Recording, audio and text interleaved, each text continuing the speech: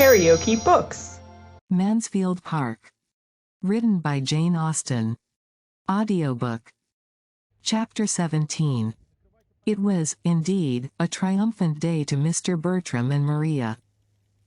Such a victory over Edmund's discretion had been beyond their hopes, and was most delightful. There was no longer anything to disturb them in their darling project, and they congratulated each other in private on the jealous weakness to which they attributed the change, with all the glee of feelings gratified in every way. Edmund might still look grave, and say he did not like the scheme in general, and must disapprove the play in particular. Their point was gained, he was to act, and he was driven to it by the force of selfish inclinations only. Edmund had descended from that moral elevation which he had maintained before, and they were both as much the better as the happier for the descent. They behaved very well, however, to him on the occasion, betraying no exultation beyond the lines about the corners of the mouth, and seemed to think it as great an escape to be quit of the intrusion of Charles Maddox, as if they had been forced into admitting him against their inclination. To have it quite in their own family circle was what they had particularly wished. A stranger among them would have been the destruction of all their comfort, and when Edmund, pursuing that idea, gave a hint of his hope as to the limitation of the audience, they were ready, in the complacence of the moment, to promise anything. It was all good humor and encouragement. Mrs. Norris offered to contrive his dress. Mr. Yates assured him that Anhalt's last scene with the Baron admitted a good deal of action and emphasis, and Mr. Rushworth undertook to count his speeches. "Perhaps," said Tom, "Fanny may be more disposed to oblige us now." "Perhaps you may persuade her." "No, she is quite determined. She certainly will not act." "Oh. Very well." And not another word was said, but Fanny felt herself again in danger, and her indifference to the danger was beginning to fail her already. There were not fewer smiles at the parsonage than at the park on this change in Edmund. Miss Crawford looked very lovely in hers, and entered with such an instantaneous renewal of cheerfulness into the whole affair, as could have but one effect on him. He was certainly right in respecting such feelings. He was glad he had determined on it. And the morning wore away in satisfactions very sweet, if not very sound. One advantage resulted from it to Fanny. At the earnest request of Miss Crawford, Mrs. Grant had with her usual good humor agreed to undertake the part for which Fanny had been wanted, and this was all that occurred to gladden her heart during the day, and even this, when imparted by Edmund, brought a pang with it, for it was Miss Crawford to whom she was obliged. It was Miss Crawford whose kind exertions were to excite her gratitude, and whose merit in making them was spoken of with a glow of admiration. She was safe, but peace and safety were connected here. Her mind had been never farther from peace. She could not feel that she had done wrong herself, but she was disquieted in every other way. Her heart and her judgment were equally against Edmund's decision. She could not acquit his unsteadiness, and his happiness under it made her wretched. She was full of jealousy and agitation. Miss Crawford came with looks of gaiety which seemed an insult, with friendly expressions towards herself which she could hardly answer calmly. Everybody around her was gay and busy, prosperous and important. Each had their object of interest, their part, their dress, their favorite scene, their friends and confederates. All were find employment in consultations and comparisons, or diversion in the playful conceits they suggested. She alone was sad and insignificant. She had no share in anything. She might go or stay, she might be in the midst of their noise, or retreat from it to the solitude of the East Room, without being seen or missed. She could almost think anything would have been preferable to this. Mrs. Grant was of consequence. Her good nature had honorable mention, her taste and her time were considered, her presence was wanted, she was sought for and attended, and praised, and Fanny was at first in some danger of envying her the character she had accepted. But reflection brought better feelings, and showed her that Mrs. Grant was entitled to respect, which could never have belonged to her, and that had she received even the greatest, she could never have been easy in joining a scheme which, considering only her uncle, she must condemn altogether. Fanny's heart was not absolutely the only saddened one amongst them, as she soon began to acknowledge herself. Julia was a sufferer too, though not quite so blamelessly.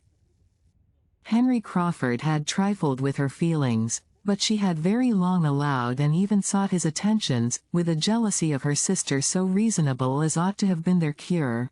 And now that the conviction of his preference for Maria had been forced on her, she submitted to it without any alarm for Maria's situation, or any endeavor at rational tranquillity for herself. She either sat in gloomy silence, wrapped in such gravity as nothing could subdue, no curiosity touch, no wit amuse, or allowing the attentions of Mr. Yates, was talking with forced gaiety to him alone, and ridiculing the acting of the others. For a day or two after the affront was given, Henry Crawford had endeavored to do it away by the usual attack of gallantry and compliment. But he had not cared enough about it to persevere against a few repulses. And becoming soon too busy with his play to have time for more than one flirtation, he grew indifferent to the quarrel, or rather thought it a lucky occurrence, as quietly putting an end to what might ere long have raised expectations in more than Mrs. Grant. She was not pleased to see Julia excluded from the play, and sitting by disregarded, but as it was not a matter which really involved her happiness, as Henry must be the best judge of his own, and as he did assure her, with a most persuasive smile, that neither he nor Julia had ever had a serious thought of each other, she could only renew her former caution as to the elder sister, entreat him not to risk his tranquillity by too much admiration there, and then gladly take her share in anything that brought cheerfulness to the young people in general. "I rather wonder Julia is not in love with Henry," was her observation to Mary. "I dare say she is," replied Mary, coldly. "I imagine both sisters are." "Both? No, no, that must not be. Do not give him a hint of it. Think of Mr. Rushworth. You had better tell Miss Bertram to think of Mr. Rushworth. It may do her some good. I often think of Mr. Rushworth's property and independence, and wish them in other hands, but I never think of him. A man might represent the county with such an estate, a man might escape a profession and represent the county. I dare say he will be in Parliament soon. When Sir Thomas comes, I dare say he will be in for some borough, but there has been nobody to put him in the way of doing anything yet." "Sir Thomas is to achieve mighty things when he comes home," said Mary, after a pause. "Do you remember Hawkins Brown's address to tobacco, in imitation of Pope?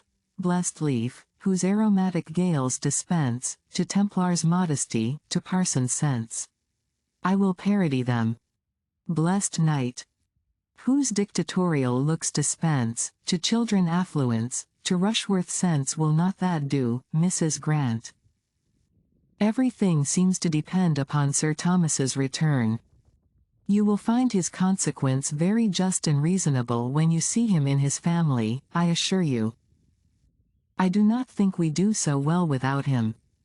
He has a fine dignified manner, which suits the head of such a house, and keeps everybody in their place. Lady Bertram seems more of a cipher now than when he is at home, and nobody else can keep Mrs. Norris in order. But, Mary, do not fancy that Maria Bertram cares for Henry. I am sure Julia does not, or she would not have flirted as she did last night with Mr. Yates. And though he and Maria are very good friends, I think she likes Southerton too well to be inconstant. I would not give NMCH for Mr. Rushworth's chance, if Henry stepped in before the articles were signed. If you have such a suspicion, something must be done, and as soon as the play is all over, we will talk to him seriously, and make him know his own mind, and if he means nothing, we will send him off, though he is Henry, for a time.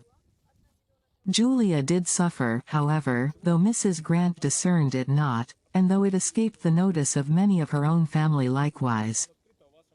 She had loved, she did love still, and she had all the suffering which a warm temper and a high spirit were likely to endure under the disappointment of a dear, though irrational hope, with a strong sense of ill usage.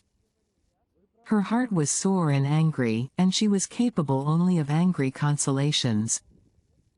The sister with whom she was used to be on easy terms, was now become her greatest enemy. They were alienated from each other, and Julia was not superior to the hope of some distressing end to the attentions which were still carrying on there, some punishment to Maria for conduct so shameful towards herself, as well as towards Mr. Rushworth. With no material fault of temper, or difference of opinion, to prevent their being very good friends while their interests were the same, the sisters, under such a trial as this, had not affection or principle enough to make them merciful or just, to give them honor or compassion. Maria felt her triumph, and pursued her purpose careless of Julia, and Julia could never see Maria distinguished by Henry Crawford, without trusting that it would create jealousy, and bring a public disturbance at last. Fanny saw and pitied much of this in Julia, but there was no outward fellowship between them. Julia made no communication, and Fanny took no liberties. They were two solitary sufferers, or connected only by Fanny's consciousness. The inattention of the two brothers and the aunt, to Julia's discomposure, and their blindness to its true cause, must be imputed to the fullness of their own minds. They were totally preoccupied. Tom was engrossed by the concerns of his theatre, and saw nothing that did not immediately relate to it.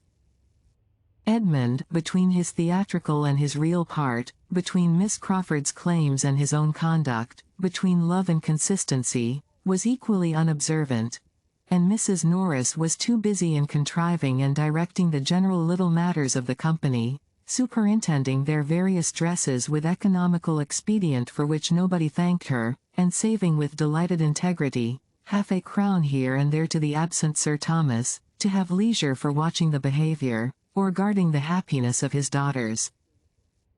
If you liked what you heard, please subscribe to the channel.